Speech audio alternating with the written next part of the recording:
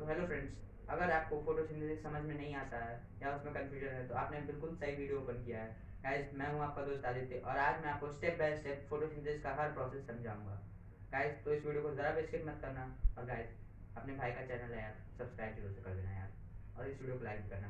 Guys, अब photosynthesis होता क्या है? गाइस, फोटोसिंथेसिस ये जो वर्ड है, दो वर्ड से बना है, फोटो एंड सिंथेसिस।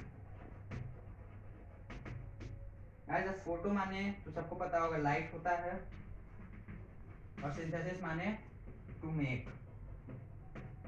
तो गाइस, इस इन दो वर्ड से ही आप अनुमान लगा सकते हैं फोटोसिंथेसिस में होता क्या है। अब मैं इसकी एग्जैक्ट डेफिनेशन आपको बताता हूँ। फोटोसिंथेसिस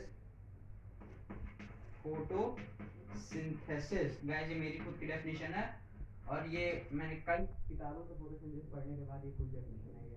ये is an anabolic process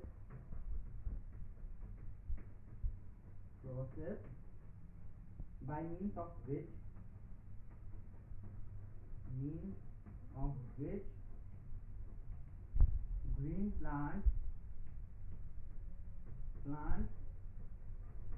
synthesize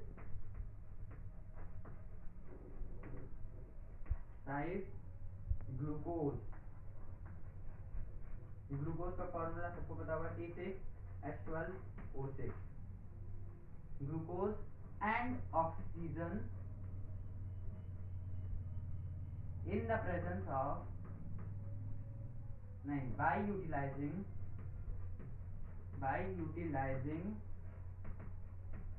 CO2, atmospheric CO2 and water plus water in the presence of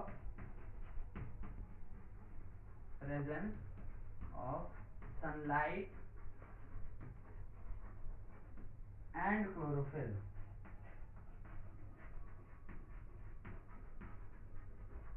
तो गाइस, मैं इसको एक बार रिपीट करूंगा ताकि आपको। तो गाइस, अब हम लोग इसको स्टेप बाय स्टेप समझते हैं कि ये डेफिनेशन एक्चुअली क्या कह रही है। Guys, photosynthesis is an anabolic process. अब गाइस, ये एनाबॉलिक प्रोसेस एक न्यू टर्म है, तो मैं इसको आपको थोड़ा सा ब्रीफली समझाता हूँ। गाइस, किसी भी लिविंग ऑर्गेनिज्म में अगर बायोसिंथेटिक प्रोसेस की बात करें तो सिर्फ दो तरह के होते हैं। एक एनाबॉलिक होता है, एनाबॉलिक, और एक कैटाबॉलिक। गाइस, एनाबॉलिक माने कंस्ट्रक्टिव प्रोसेस, माने कि ये कुछ और नया बनाता है, और कैटाबॉलिक माने डिस्ट्रक्टिव प्रोसेस। अब गाइस, ये एनाबॉलिक क्यों है?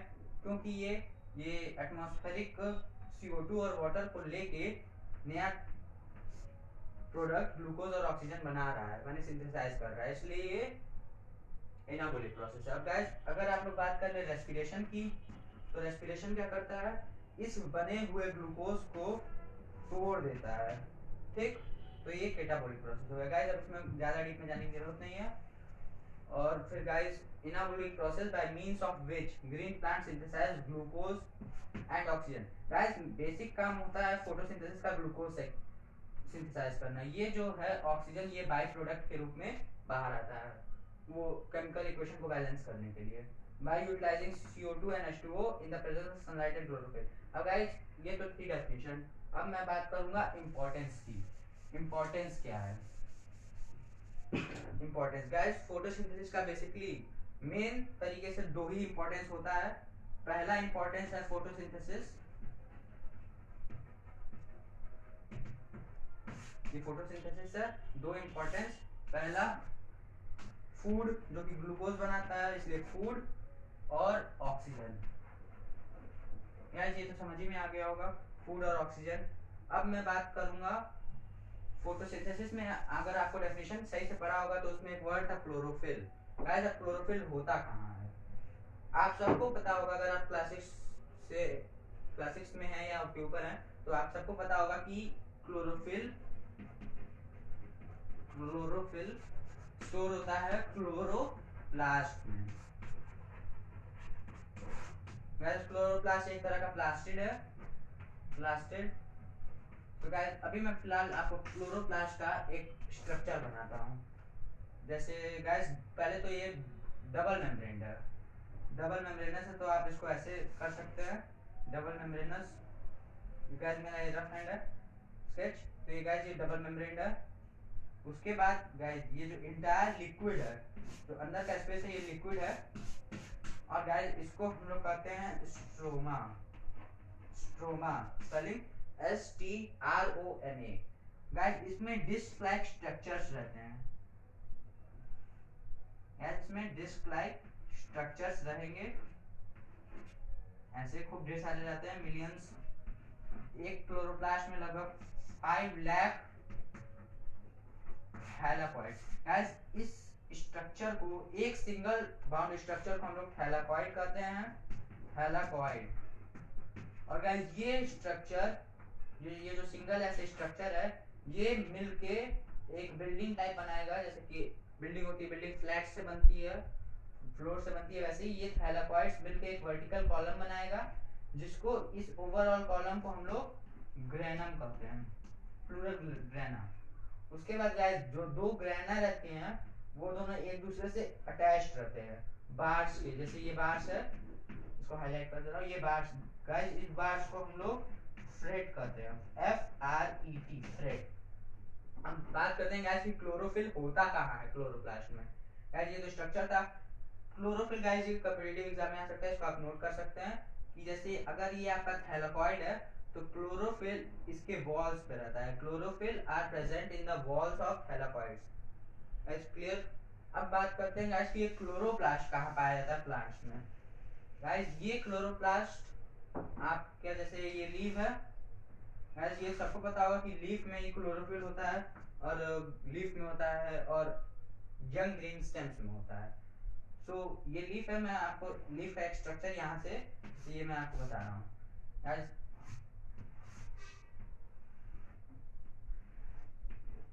गाइस ये आपका अपर एपिडर्मिस है लीफ का, और ये आपका लोअर एपिडर्मिस है।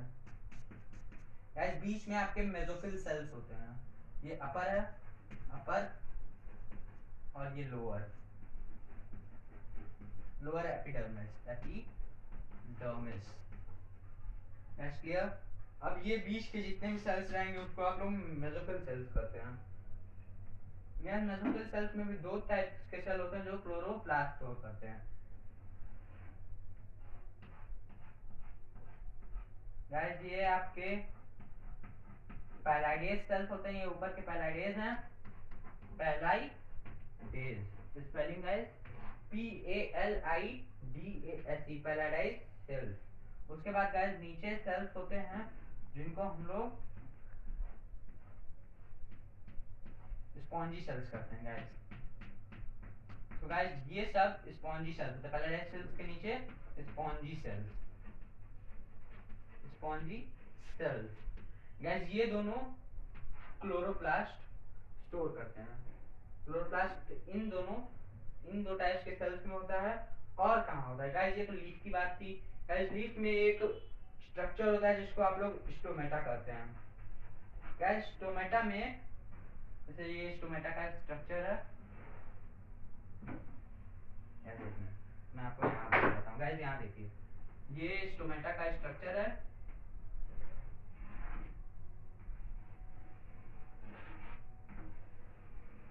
गाइस ये आपके गार्ड सेल्स हैं, ये दो गार्ड सेल्स हैं, और ये एडजेसेंट सेल्स हैं गार्ड सेल्स के, ठीक। गाइस क्लोरोप्लास्ट गार्ड सेल्स में भी स्टोर होता है, गार्ड सेल्स में भी क्लोरोप्लास्ट होता है। तो गार्ड सेल्स में क्लोरोफिल भी हो गया। और गाइस तीन जगह होते हैं, तो पहला मैंने आपको लीफ में बता दिया, ये मेसोफिल सेल्स पैलाइडेज और स्पॉन्जी सेल्स में होते हैं, गार्ड सेल्स ऑफ स्टोमेटा में होते हैं, और outer layer of green stems, green stems के आउटर लेयर में भी होते हैं। गाइस ये तो बात थी आपके क्लोरोप्लास्ट कहाँ कहाँ स्टोर होता है, क्लोरोफिल कहाँ कहाँ पाया जाता है।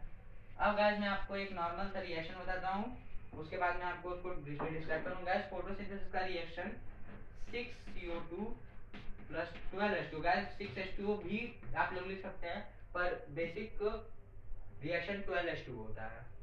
In the presence of sunlight, guys sunlight से ही होता है, और chlorophyll. In the presence of sunlight plus chlorophyll forms C6H12O6, जिसको हम लोग ग्लूकोज कहते हैं। 6O2, ये बाइक प्रोडक्ट है, बेसिक प्रोडक्ट आपका यही है। उसके बाद 6O2, इसको आप ऑक्सीजन कहते हैं, ये कॉमन है, प्लस 6H2। गाइस ये आपका बेसिक रिएक्शन होता है, ये आपका रिएक्शन है। और गाइस ये जो 6H2 रहता है वो वापस से इसमें आ जाता है और ये रिएक्शन 12H2 से कंटिन्यू होता रहता है, इसमें कोई कंफ्यूजन नहीं है गाइस। अब बात करते हैं गाइस CO2। ये जो CO2 है गाइस वो कहाँ से आता है प्लांट में? बेसिकली थ्रू आपका जो स्टोमेटा है उसमें से आता है, बाहर से एटमॉस्फेरिक एयर से स्टोमेटा के जरिए अंदर आ जाता है। गाइस अब बात करेंगे कि स्टोमेटा खुलता कैसे है। तो गाइस अब हम लोग समझने वाले हैं कि स्टोमेटा जो है वो खुलता है। गाइस स्टोमेटा समझने से पहले स्टोमेटा का मैं आपको स्ट्रक्चर बताता हूँ। गाइस स्टोमेटा में दो इंपॉर्टेंट बीन शेप सेल्स होते हैं, बीन शेप, जिसको हम लोग गार्ड सेल्स कहते हैं। और ये गाइस बाकी के स्टोमेटल सेल्स हैं।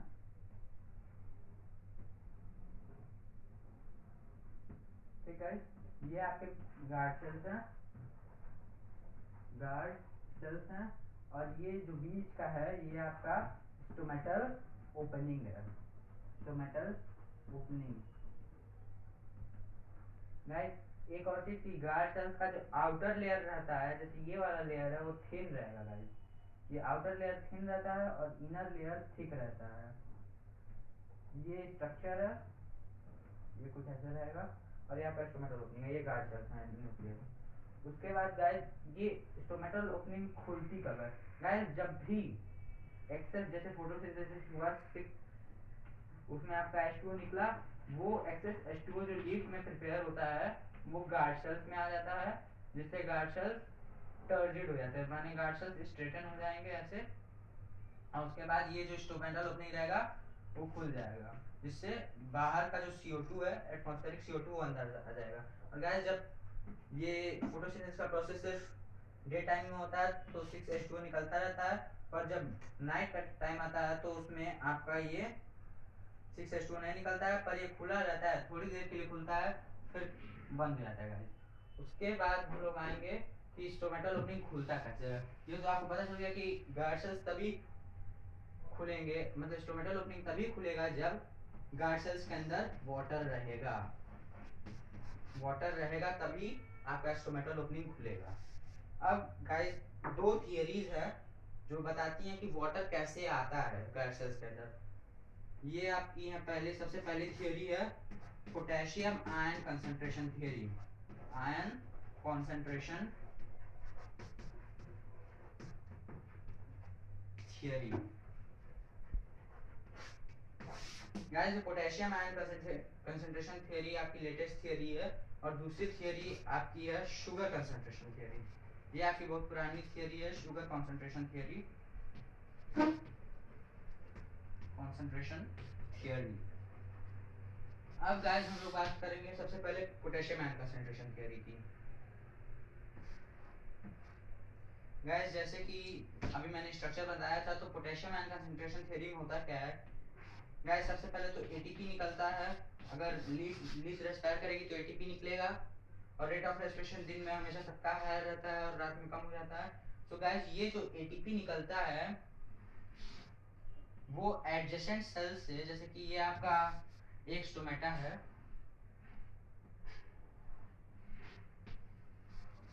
और गाइस ये आपके एडजेसेंट सेल्स है, ठीक है, ये आपके गार्ड सेल्स है। सो गाइस ये क्या करेगा कि एडजेसेंट सेल्स में इसमें पोटेशियम आयन की कंसंट्रेशन गार्ड सेल्स में बढ़ा देगा, ठीक, एटीपी। उसके बाद पोटेशियम आयन कंसंट्रेशन बढ़ गया और तो वाटर आयन कंसंट्रेशन घट जाएगा, और ये एडजेसेंट सेल्स में वाटर है, तो गाइस वाटर जैसे कोई भी लिक्विड होता है वो higher concentration to lower concentration की तरफ फ्लो करता है। तो गाइस ये एडजेसेंट सेल्स में वाटर ज्यादा है और गार्ड सेल्स में कम है, तो वाटर ऐसे अंदर आ जाएगा और पोटेशियम आयन बाहर चला जाएगा। तो गाइस ये आपके बल्ज कर जाएंगे गार्ड सेल्स और स्टोमेटल ओपनिंग खुल जाएगा। गाइस ये था पोटेशियम आयन कंसंट्रेशन थ्योरी खुलने के लिए, ठीक। उसके बाद गाइस शुगर कंसंट्रेशन थ्योरी के अनुसार ये कैसे खुलता है। गाइस इसमें भी सेम स्ट्रक्चर। गाइस एक और बात कि स्टोमेटा का स्ट्रक्चर अगर आपको सीखना है तो इसके लिए बहुत प्रैक्टिस चाहिए होती है। गाइस ये मेरा रफ हैंड स्ट्रक्चर है, ये आपके गार्ड सेल्स हैं, गार्ड सेल्स। नेक्स्ट शुगर होता क्या पहले? शुगर आपका कोई भी कंपाउंड होता है जो हाइड्रोजन, कार्बन और ऑक्सीजन से बनता है। और एक और बात, जिसमें हाइड्रोजन इस टू कार्बन का रेशियो हमेशा 2:1 का रहता है, ठीक है। उसके बाद ये जो शुगर है, तो फोटोसिंथेसिस के समय शुगर आपका निकलता है C6H12O6, जो कि मैंने आपको पहले ही बताया है कि गार्ड सेल्स में भी क्लोरोफिल होता है, तो यहाँ पे भी फोटोसिंथेसिस का काम होता है। और यहाँ पे जब फोटोसिंथेसिस का काम होता है तो यहाँ पे शुगर कंसंट्रेशन बढ़ जाती है, यहाँ पे आपका ये रिलीज हो जाता है C6H12O6, जिसके कारण से यहाँ पे कंसंट्रेशन शुगर की बढ़ गई, वाटर कंसंट्रेशन घट गई। एडजेसेंट सेल्स में वाटर है ज़्यादा, तो water higher to lower concentration में फ्लो करेगा और इसमें आ जाएगा, जिसके कारण ये बल्ज आउटवर्ड हो जाएगा और आपका एटमॉस्फेरिक CO2 अंदर आ जाएगा। तो गाइस ये तो थी शुगर कंसंट्रेशन थ्योरी। अब गाइस आई होप कि आपको ये सब समझ में आया होगा। मेरे नेक्स्ट वीडियो का लिंक गाइस इन दोनों वीडियो में से है, आप इसमें से कोई भी एक चूज कर सकते हैं। पहला वीडियो में मैं आपको बताऊंगा कि guys light and dark reaction क्या होता है, और दूसरे वीडियो में मैं आपको समझा दूंगा कि फोटोसिंथेसिस के इंपॉर्टेंस क्या है और फैक्टर्स कौन कौन से हैं जो इसको अफेक्ट करते हैं। गाइस तब तक के लिए बाय बाय। और अगर आपको ये वीडियो पसंद आए तो गाइस इसको सब्सक्राइब कर दीजिएगा, अपने दोस्तों को शेयर कर दीजिएगा, और यार लाइक का बटन तो जरूर से दबा देना, क्योंकि बहुत ही मेहनत लगी है इस वीडियो को समझाने में। गाइस आई होप कि आपको समझ में आया होगा। तब तक के लिए गुड बाय, थैंक यू।